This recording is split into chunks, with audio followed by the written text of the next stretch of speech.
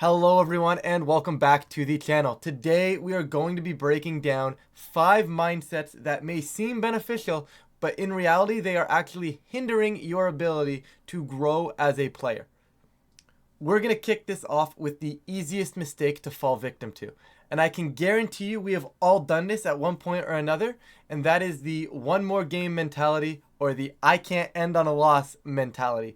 Now, I'm not talking about, when you're joking around with your friends, you're all in call and you're having a good time. So you throw out that, we can't end on a loss, and you end up losing 12 straight games. You stay in call until 4:30 a.m. and you have to be at work in 3 hours. Totally not a true story. Anyways, I am talking about when you are in a serious practice mode and actively trying to learn, playing this one extra game will almost certainly end up resulting in less focused, not thinking critically about the turns, and you're just trying to kind of overcome the tilt.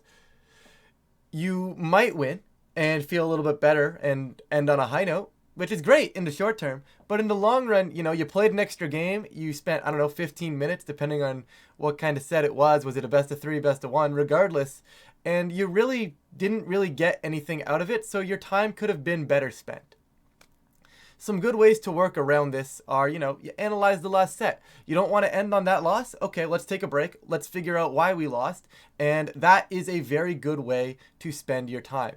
The other thing you can do is just take a break. Just don't say it. Take a break, go to bed, come back, but make sure you look at that set when you come back, right? Looking at a set with a fresh set of eyes is always very nice.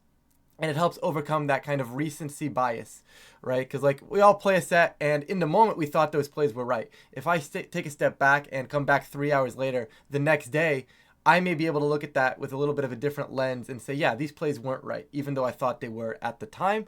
And of course, if you really want to keep playing and you need to keep your session going, for whatever reason this may be, just take a breath, sip of water, walk down to the kitchen, grab a snack, do something really quickly. It doesn't have to be a long break. Just be sure you're back into correct mindset before you continue. Do not just panic build and click the next game button. And of course, guys, I just want to stress, I'm not saying you cannot do this whole one more game thing. I'm saying that if you're going to do this, please be sure you're in the correct headspace to get the most out of it. Mistake number 2 is going to be dismissing advice from other players. Now, this point comes up more often the longer you play the game, since it's so easy to get into the habit of doing, and it's so justifiable as well, right? Oh, I've been playing the game longer than they have. Oh, I am better than them. Why do I care what they have to say? Stuff like that. And obviously, guys, I'd like to hope no one is saying this to their opponent's face. But could you imagine? Anyways, this mentality will definitely be keeping you closed-minded and prevent you from capitalizing on learning opportunities. Now, this is not to say that every piece of information that gets sent your way is going to be correct. But it is super important to consider it when you're going back and analyzing things. Even if your initial thought ends up being correct, it costs you nothing outside of maybe, 3 or 4 minutes to really sit there and think, what, do they have a point here? One way I like to deal with this is playing a game of devil's advocate with the advice. And this is generally where having team building partners is fantastic. And the concept here is you're basically going to bring up the advice and have your team building partner or partners try to prove it wrong.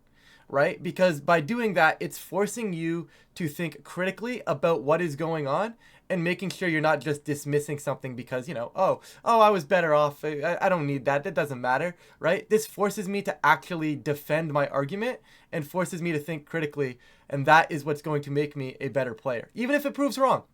Right? Even if I prove that the advice is wrong, I am still getting something out of, at the very least, addressing this potential concern, this potential problem. And of course, guys, this can also extend past advice and help with team building as well, but that is for another video in another time. They crit me again. Why do I always lose to RNG?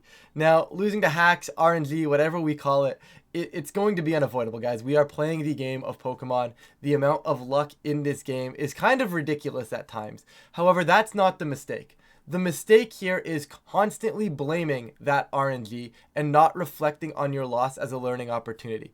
that is what's going to hinder your growth, right? If I just brush every time I get crit off, like every time I get crit, if I just don't look at that replay, I'm not getting any better, right? So this is where that replay review and analysis become more relevant, right? Was there a spot in the game that I could have positioned better earlier on? Could I have maximized my odds of winning sooner, right? Like, could I have only had to take 1 rock slide flinch instead of having to dodge 5 rock slide flinches, right? Could I have put myself in different positions?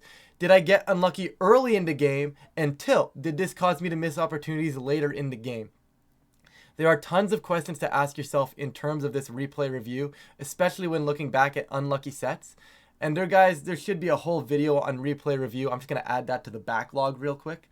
But this is the problem, guys. And a lot of players, I've seen it in the past, and I'm going to continue to see it, I'm sure. A lot of players just brush off the loss to RNG. Oh, I got crit. Okay, move on, next game. And they never look at it again, right? Here you really have to focus on going back and looking at it. Now, this is very difficult sometimes in tournament, right? And I'm actually going to recommend in tournament sometimes that it's actually better to blame the RNG, especially if it's something about confidence or momentum, whatever you want to call it, right? Let's just say, for example, you're 4-0, you're playing really well, and you get crit in the end of the game. Maybe you misplayed earlier on in game 3, let's just say.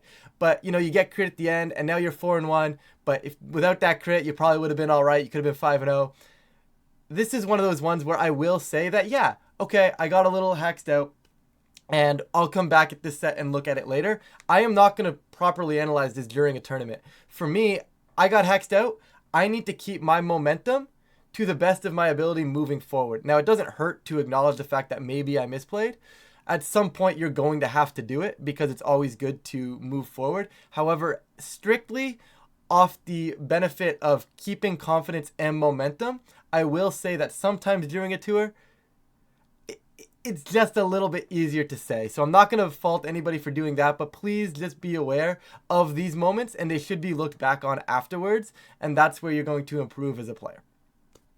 These next 2 mistakes are going to go hand in hand, and one relates to the gameplay side and one relates to the team building aspect. So we're going to start with the gameplay side of things here, and taking yourself out of the game. There are a lot of players that, something doesn't go right early, and they just kind of give up. Maybe you get crit turn 1 and, it's over. They kind of just take themselves out of that game. Wow, bro. Don't give up. Fantastic advice. Back on a serious note, though, guys. Don't give up on... As a whole, I get it. It sounds kind of easy, right? Oh, never give up, right? Like, it sounds like such an easy thing to understand. Sounds like a really dumb piece of advice. However, there's more than just simply giving up, and there's a multitude of different reasons where you could see this, Maybe you're going up against a really good player, and in the back of your mind, you're thinking, man, there's no way I can beat player Z. Or, man, I'm 5-1. I don't deserve to be here right now. Surely I'm going to lose at some point. And, while these phrases aren't said out loud, surely most of us have thought them at one point or another during tournaments. And, in the back of my mind, or in the back of your mind, that's gonna sit there. A lot of times you see this as well at, maybe the 5-3 players. There's a lot of players that get 5-3 and they continue to go 5-3, 5-3. They always lose that winning it, right? That sits in the back of your mind. You need to get that out of your mind, because as long as it's sitting back there, living there rent-free, it's going to cause issues, right? Now, obviously, there are numerous ways to try to break this, numerous patterns to get into. Some players are superstitious. I've seen players, when they start struggling, they switch and they start chewing gum for all their sets. Guys, nothing here is too small or too dumb as a way to use to get out of this mindset. If it's going to break a mindset, if you are thinking it's going to make you play better, if it is going to keep you, let's just say, quote unquote, locked in, nothing is too small. Some people listen to music between sets. We've seen it all, right? For me personally, you'll see me be walking around a venue. I'll be doing laps, I'll be doing laps around a venue just to stay locked in without letting those, those thoughts that are at the back of my mind kind of creep back in. Here's where the one set at a time becomes a thing. Right? Making sure you are locked in for the game that is in front of you. Whatever you need to do that, find a way to do that. Do not take yourself out of the game with a mental mistake before you even play the game. You have to find a way to stay locked in. Moving on to the last mistake, and this is one I hear far too often from the newer player base, and that is going to be taking yourself out of the team builder. Taking yourself out before you even get a chance to play the game. And it's the kind of the I'm not good enough mindset. And this one is very tricky to analyze because, understanding your strength and your weaknesses as a player, it's very important when it comes to growing and improving at the game. But a lot of players fall into the trap of kind of using this blanket phrase as a look how mature I am at this game. And I understand what works for me and what doesn't, when in reality, they're potentially taking away opportunities to grow and learn at the game. Now, keep in mind, I'm not saying force yourself to use teams that you don't feel comfortable with. I am simply saying do not sell yourself short when it comes to possible options for the teams. And do you think the best balance players were telling themselves that they weren't good enough to use balance when they first started? Hey, they may have said it, but I can assure you they didn't let it stop them. For a more personalized example, back in 2019, I was constantly not good with using Amoonguss. But instead of just sitting back and saying, I don't know how to use this Pokemon. It's very good right now, but I don't know how to use it, so I'm just going to not use it. I found a way to get better at using it. And since then, I've been able to pick up some of my best regional results with Amoonguss, right? So you can't be taking yourself out of team building. You cannot be taking yourself out strictly because you don't think you're good enough to use this Pokemon. You don't think you're good enough to play this style. Guys, it might come as a learning curve. It might be a little bit harder at first, but you kind of have to try to push through that. Now, if you strictly know for sure you do not like playing hyper offensive teams, right? Don't need to play hyper offensive teams. However, if you are a hyper offensive player, but maybe, you've never really used Tornadus before. Oh, I'm not good enough to use Tornadus. Well, if you're a hyper offensive player, maybe you should be trying to figure that out, right? Don't take yourself out of the builder and hinder your options as a builder or as a player before you even built the team, right? Give yourself a chance. And I see it far too often when we're talking. It's like, oh yeah, I don't think I was good enough to use True Balance. Well, if you want to play True Balance and that's what's going to be fun and that's what you think you want to play, take the time to learn True Balance. Don't take yourself out of a game or take yourself out of an entire archetype just because right now you might not be good enough. Find a way to make it work for you and don't sell yourself short while building a team, right? Build the team, see if it works, try to make it work.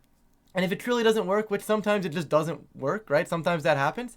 That's fine, but you can't be selling yourself short before the Pokemon's even in the builder. To wrap up the video, I just wanted to reiterate that these mental mistakes and the concept of mental mistakes are very personal and they differ for everybody, right? I kind of picked the 5 most common ones that I thought and that I see in a lot of players. So hopefully a few of these, or at least one of these, will resonate with you and you'll be able to go, oh yeah, maybe I am doing that. And you'll be able to think critically about it and correct that moving forward. If not, no worries. Maybe I said something else and maybe you just enjoyed the video. Or, the less likely mode, maybe you just enjoyed having the video open and looking at my face. But regardless, guys, hopefully you can find something in this video to resonate with. Mental mistakes are super common and super personal and catered towards each individual player. So if I didn't cover anything that you think you are doing, let me know if you think I missed a major one down below. But of course, guys, if you are enjoying this style of content, please feel free to leave a like and subscribe. It really does help with the channel. And of course, I really do appreciate it. But with that, I'm going to get it out of here and I'll catch you all in a future video.